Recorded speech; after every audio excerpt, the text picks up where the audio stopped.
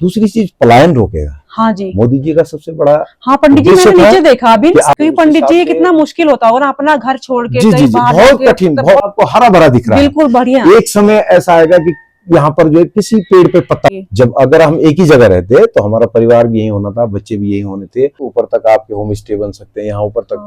दूसरी गवर्नमेंट को थोड़ा साथ देना पड़ेगा। जी जी जी हाँ, शीतकाल को जब कपाट बंद हो जाते थे दीप प्रज्वलित तो रहता है वहाँ दीप पर। प्रज्वलित रहता है। जी, बिल्कुल बिल्कुल, जो आप इसका तो कोई अंत नहीं है, कोई अंत हमें समय निकालना पड़ेगा। तो हम आपके माध्यम से जहां भी आप इसको चलाएंगे, हम देशवासियों को यही कहेंगे, आज को हमारे देश के यशस्वी प्रधानमंत्री मोदी जी इसी गांव में पधारे थे।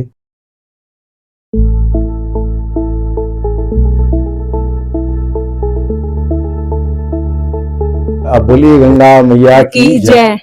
आप अभी जिस स्थान पर बैठे हुए हैं, ये माँ गंगा जी का शीतकालीन प्रवास है। इसको मुख्य मठ के नाम से जाना जाता है। मुख्य मठ का जो अपने आप में महत्व है, जितना तीर्थों का महत्व है उतना ही मठों का महत्व है जी। हमारे शास्त्रों के अनुसार मान्यता है कि शंकराचार्य जी ने पहले जब अनादिकाल में 4 मठों की स्थापना की थी जी, तो उसमें जैसे यमुनोत्री में है, हाँ जी, उसको कहते हैं खुशी मठ, जहाँ यमुना जी का शीतकालीन प्रवास होता है। और गंगोत्री में जहाँ आप आए हैं शीतकालीन प्रवास मुखी मठ में, इसको मुख्य मठ कहते हैं जी। केदारनाथ जी जहाँ शीतकालीन प्रवास करते हैं उसको उखी मठ कहते हैं जी। और बद्रीनाथ जी जहाँ शीतकालीन प्रवास करते हैं उसको जोशी मठ कहते हैं। तो इस प्रकार से ये चारों मठ हैं।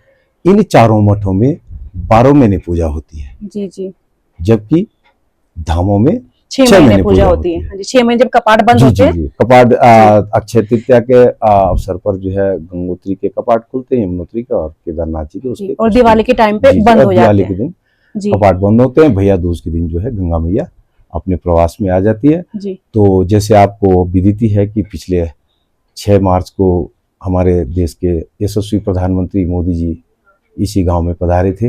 यहीं पर मैं मंदिर समिति का अध्यक्ष भी हूँ, हाँ जी, और मैं पुजारी भी हूँ मंदिर में जी। तो मोदी जी आए थे तो उनकी जो परिकल्पना थी कि ये जो चारों धाम के जो मठ है शीतकालीन प्रवास यहाँ पर यात्रा को प्रारंभ किया जाए। यस, तो चूंकि पहले पूर्व में जो है व्यवस्थाएं न होने के कारण, कम व्यवस्थाएं थी, ट्रांसपोर्टेशन नहीं था और लोग जागरूक भी नहीं थे। अभी हर कोई चाहता है कि थोड़ा धर्म लाभ भी उठाएं। तो बहुत ज्यादा मुश्किल से लोग 2, 4, 10, 20 लोग धामों में पहुंच पाते थे।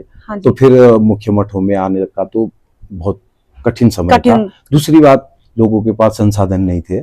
अब जैसे माना आज के अगर आप परिप्रेक्ष्य में देखें तो इतना बड़ा गांव मुखी मठ है, अगर यहाँ पर 1000 आदमी भी अगर आते हैं तो प्रवास कर सकते हैं।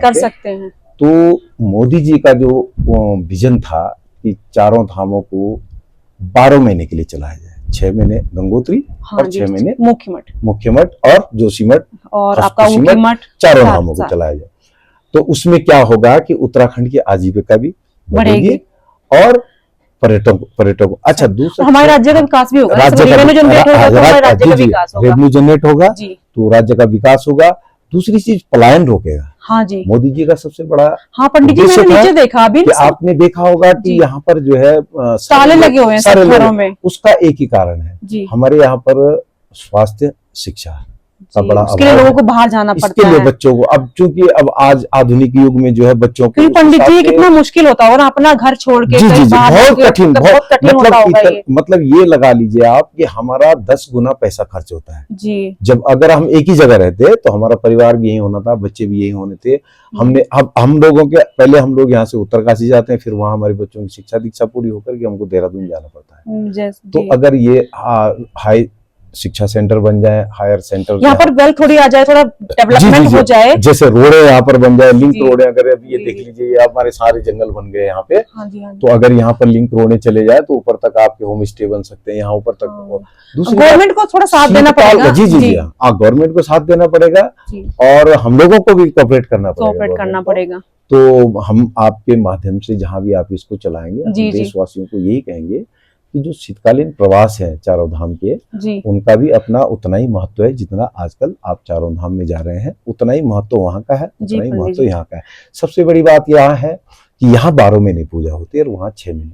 तो कहते हैं कि शास्त्रीय मान्यता है कि यहाँ वहाँ पर आजकल जो है मानवों की पूजा होती है और शीतकाल को जो है वहाँ देव पूजा होती है। हाँ जी, हाँ जी। ऐसा भी कुछ हमारे शास्त्रों में कुछ मिलता हाँ है कहीं कि शीतकाल को जब कपाट बंद हो जाते थे तो दीप प्रज्वलित रहता है। लेकिन ऐसा है कि अनादिकाल सतयुग में कुछ ऐसी भी मान्यताएं आती है सामने कि एक ही पुजारी चारों धाम की पूजा करता था।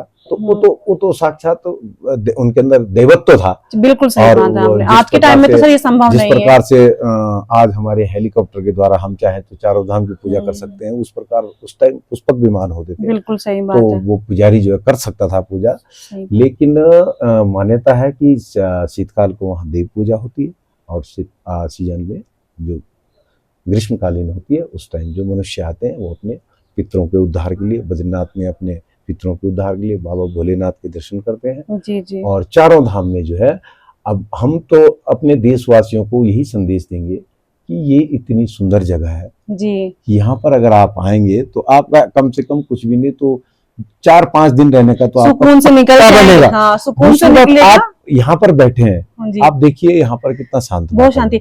और ये थोड़ा भागम भाग की जिंदगी जो आदमी जो आप इसका तो कोई अंत नहीं है, कोई अंत नहीं। हमें समय निकालना पड़ेगा। हमें देखो हमारी तृष्णा तो न गई मेरे मन से, ऐसी मान्यता है कि आदमी की तृष्णा कभी पूरी नहीं होती जी। लेकिन इस भाग दौड़ के युग में यदि आप लोग थोड़ा समय निकाल करके अपने बच्चों को, परिवार को लेकर आए, दिखाएं कि हमारा कल्चर क्या, परंपरा और हाँ ऐसे कल्चर दिखाएं, ऐसी प्राकृतिक सौंदर्य को दिखाएं। अभी देखो आजकल आपको हरा भरा दिख रहा है, बिल्कुल बढ़िया। एक समय ऐसा आएगा कि यहाँ पर जो है किसी पेड़ पे पत्ता नहीं रहता है जी, खाली रहता है। पंडित हमें किसी ने मना, सबने कहा कि मानसून का टाइम मत जाओ, पर अंदर से मन में मैंने कहा नहीं, अब तक बुलावा आया है।